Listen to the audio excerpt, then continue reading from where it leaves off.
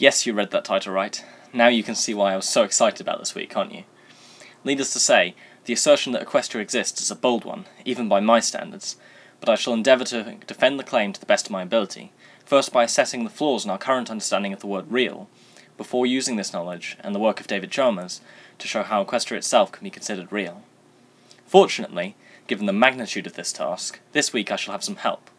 If you have been following my videos for a while now, you may have noticed my friend and fellow pony analyst, the Oneiromancer, cropping up in the comments as well as doing an excellent video response to my Celestia video.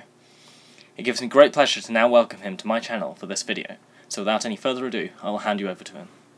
Hey everypony, it's great to be here. Well, in order to convince you that Equestria and places like it are real, I first need to convince you that the world around you isn't. Or at the very least, it isn't what it appears to be.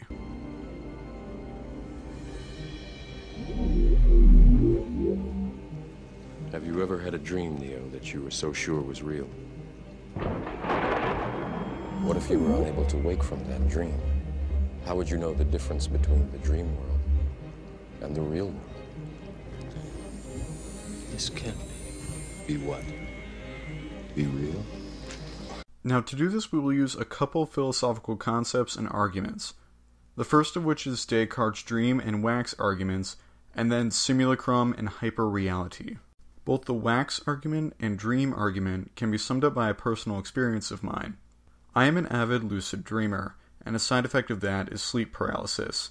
And in such a state, it is not unheard of for your dreams to intersect with your perception of reality. Back in early 2012, I was in a planetarium watching a movie in astronomy, but had fallen asleep. I later woke up in a paralysis, but rather than looking up at a movie in a planetarium, in a New England school, in the middle of winter 2012, I was instead facing forward in a house in the summer, with my imagination telling me I was in Michigan in the late 1990s. As impossible as it seems, all my physical senses convinced me I was in a house in Michigan, and my imagination was rolling with it. I had to use my mind to verify that I was in fact still in a New England school, and still technically dreaming. This is the dream argument, which essentially says that you can't use anything within a dream to tell whether or not you are dreaming. So how do you know you aren't dreaming right now? You were right to bring up your anecdote. Descartes uses a similar one when explaining the dream argument himself. Often in my dreams I am convinced of just such familiar events, that I am sitting by the fire in my dressing gown, when in fact I am lying undressed in bed. The point of both examples, and the argument itself, is clear. Sensory input alone is not sufficient to know the inner workings of the universe. Also present in my experience is the wax argument. It essentially means that you cannot know reality based on your senses or your imagination, and must instead use your mind to do so, like I did with the Michigan house. Your imagination cannot be used to understand reality, or the piece of wax in this case, because you can imagine things that are not real. Yet your physical senses are fallible, and not to be completely trusted either. Take that wax and observe it with all 5 senses. Now heat it up. Once hot, all physical aspects change, and your senses would tell you that this is not the wax you had earlier. On the other hand, your mind is quite aware that you are holding the same piece of wax, because you know what happened to the wax, and can differentiate what your mind is doing, and what you come up with in your imagination. The wax argument is very similar to the Platonic argument showing the limits of sensory perception that I looked at last week.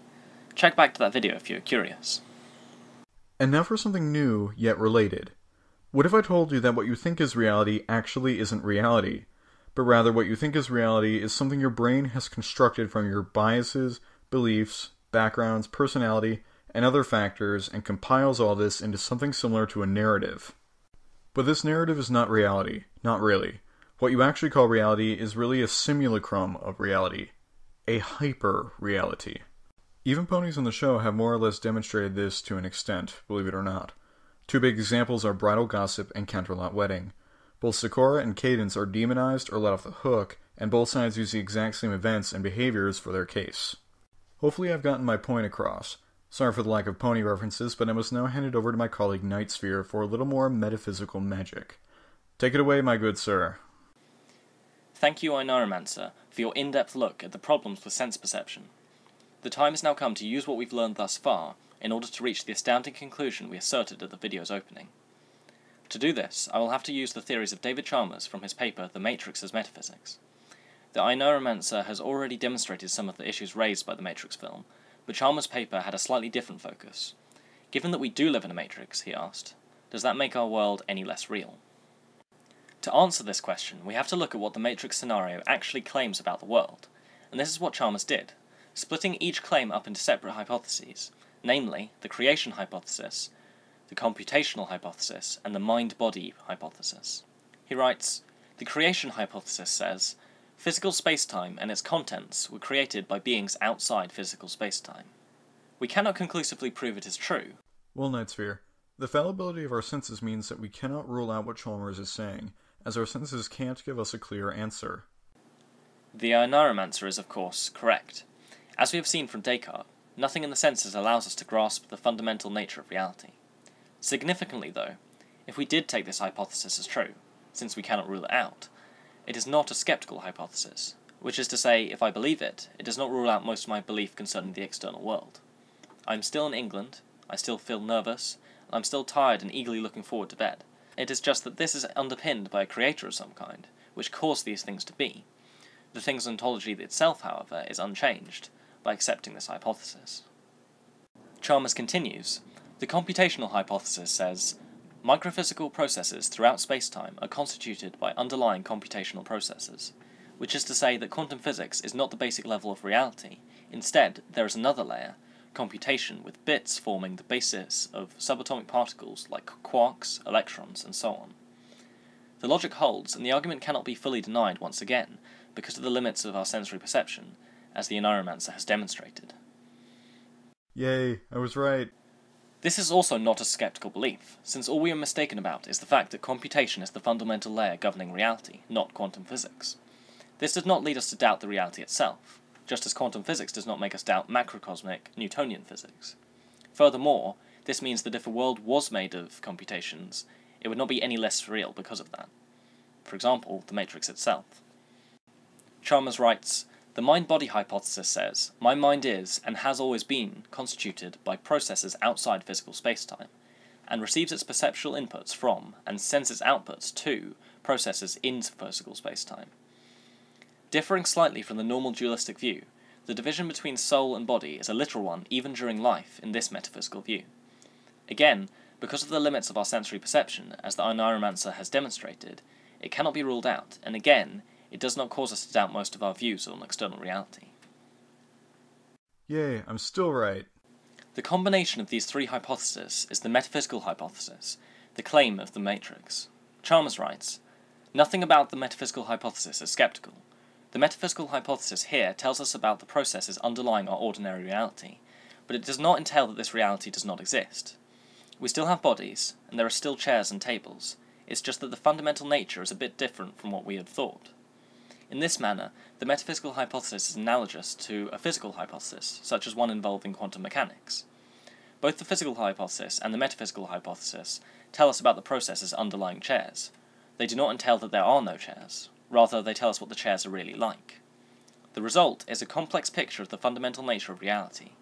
The picture is strange and surprising, perhaps, but is a picture of a full-blooded external world.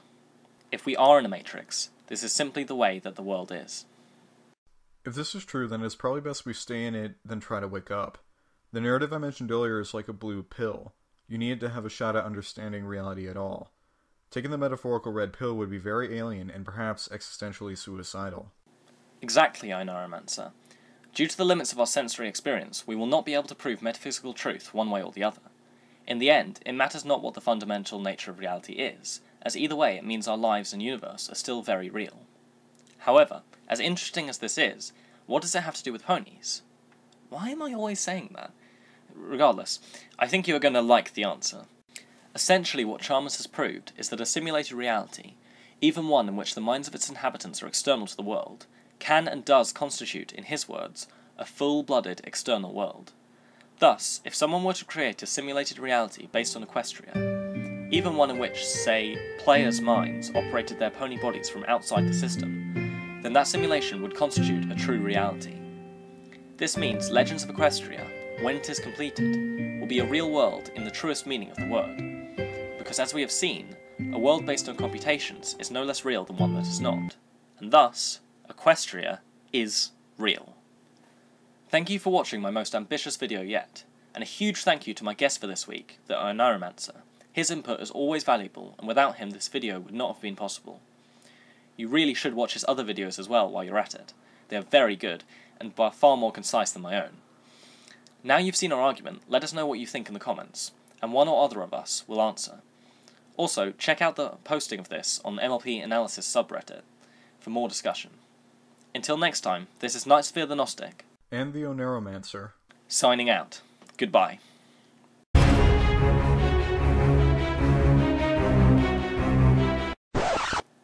And on a side note, congratulations to my parents whose 25th wedding anniversary is today.